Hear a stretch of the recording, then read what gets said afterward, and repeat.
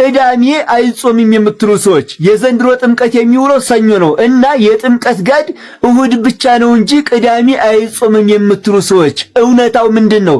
ይጾማል ወይንስ አይጾምም? እነግራችኋለሁ። ጥምቀተ ባህር ላይ እንዲህ የተመሳቀሉ ጧፎች ለምን የሚበራ ይመስላችኋል?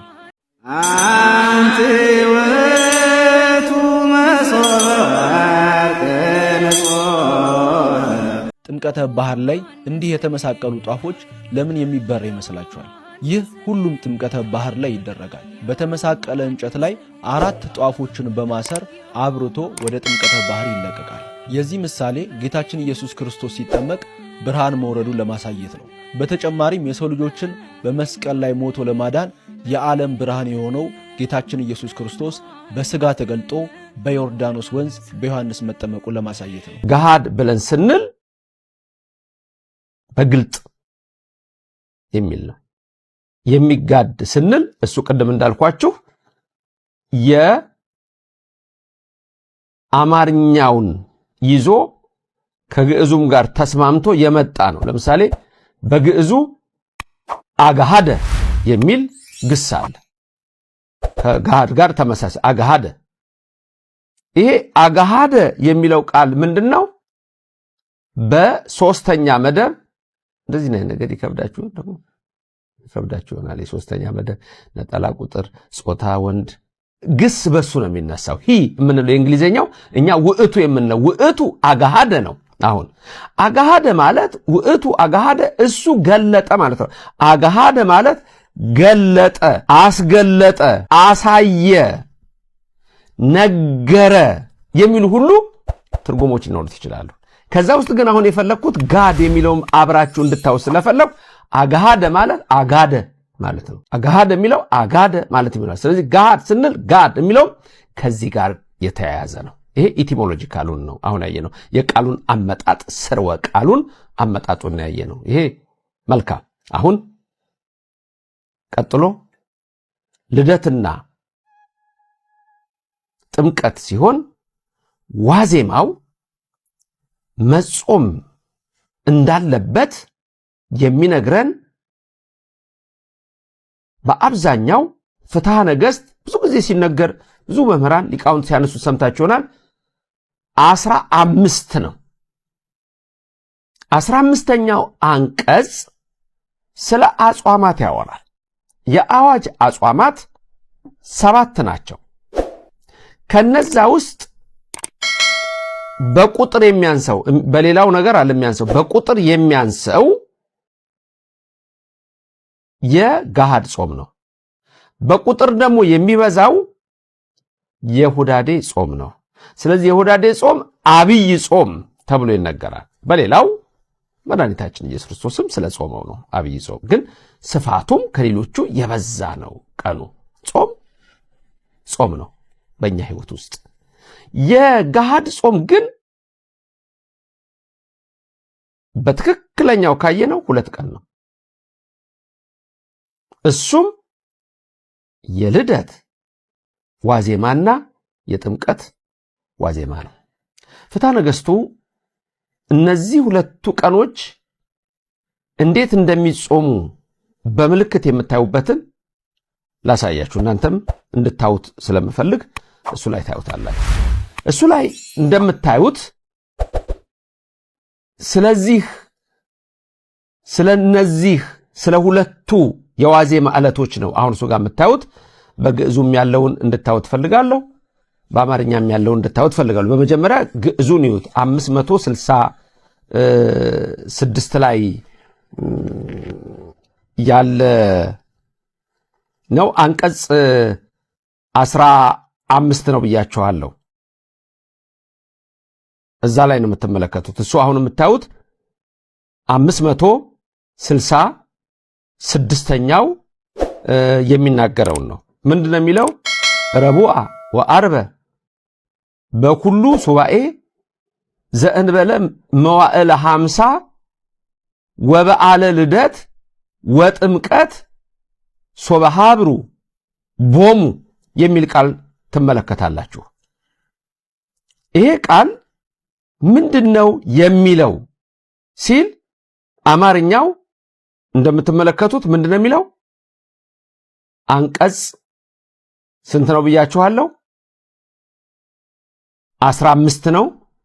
ስለ አጽዋማት የሚያወራ ነው። ዳግመኛም የሚል ታያላችሁ። በየሳምንቱ ሁሉ አርብና ሮብን መጾም ነው ይላል። ይሄ ስለ አብይ ጾም ዝርዝሩ ላይ ነው። እሱ ጋር እንድታውት የምፈልገው ልብ በሉ፣ ሌላም ሰው ማስተማር ትችላላችሁ። ዳግመኛ በየሳምንቱ ሁሉ አርብና ሮብን መጾም ነው። በየሳምንቱ አርብና ሮብ ይጾማል። ግን አርብና ሮብ የማይጾሙበት ጊዜ አለ፣ የሚሻሩበት ጊዜ አለ። አርብና ሮብ ይሻራሉ። መቼ እንደሆኑ ሲነግራችሁ ምንድነው የሚለው? እሱ ጋር ስትመለከቱ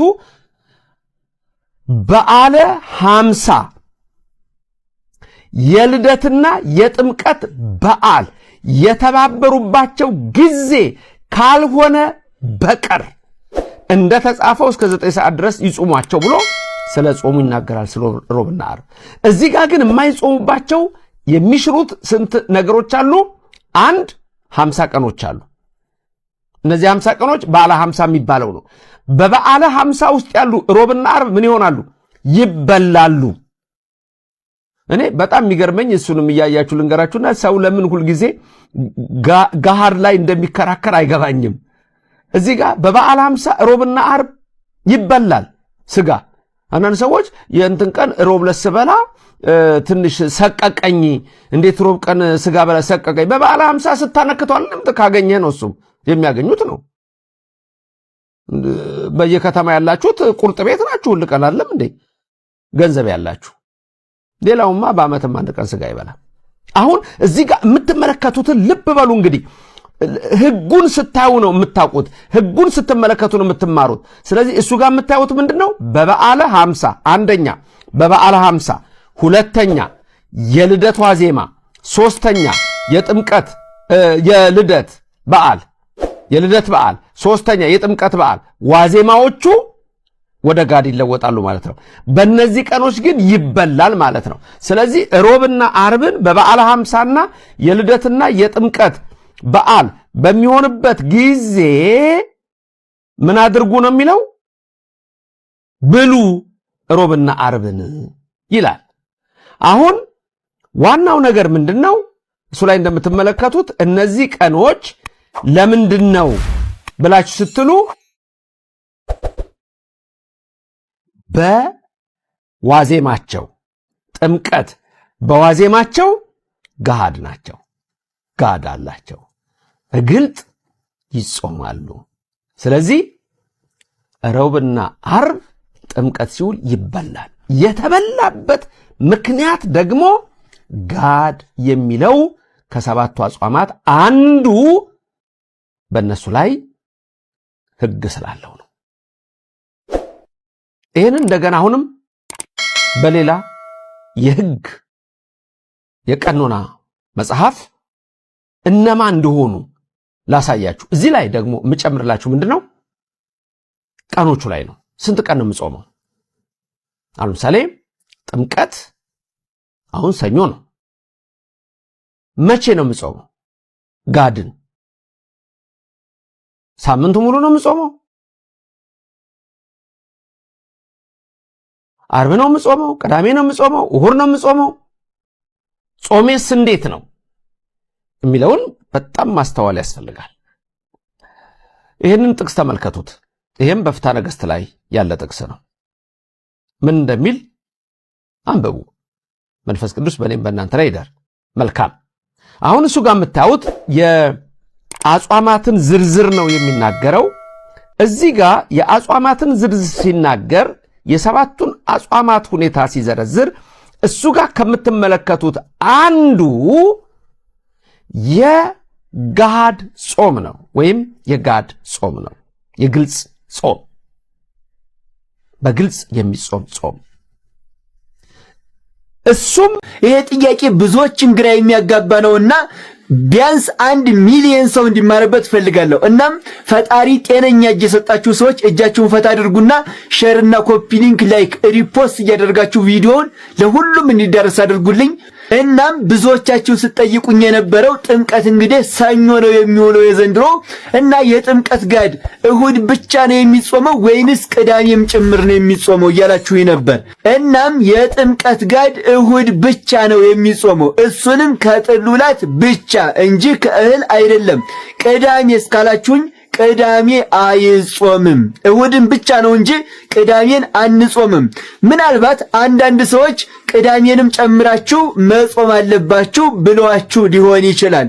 እኔ ስለ አንዳንድ ሰዎች አይመለከተኝም። እኔ የሚመለከተኝ ስለ ትክክለኛይቱ የቤተ ክርስቲያን ስርዓት ብቻና ብቻ ነው።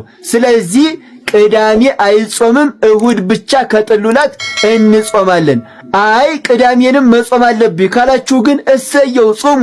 ትክክለኛው ስርዓቱ ግን ምንድነው ካላችሁኝ የሚጾመው የጥምቀት ጋድ እሁድ ብቻ ነው፣ እሱንም ከጥሉላት ብቻ ማለት ነው።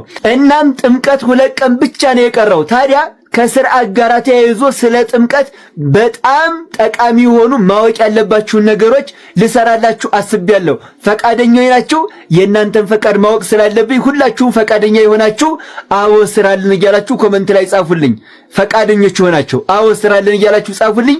ቪዲዮውን ሼር እና ኮፒ ሊንክ፣ ላይክ፣ ሪፖስት እያደረጋችሁ ለሁሉም አዳርሱልኝ። ቤቱ ይጠቅማችኋል። ፎሎ አድርጉት። እወዳችኋለሁ። ክብር በሉልኝ።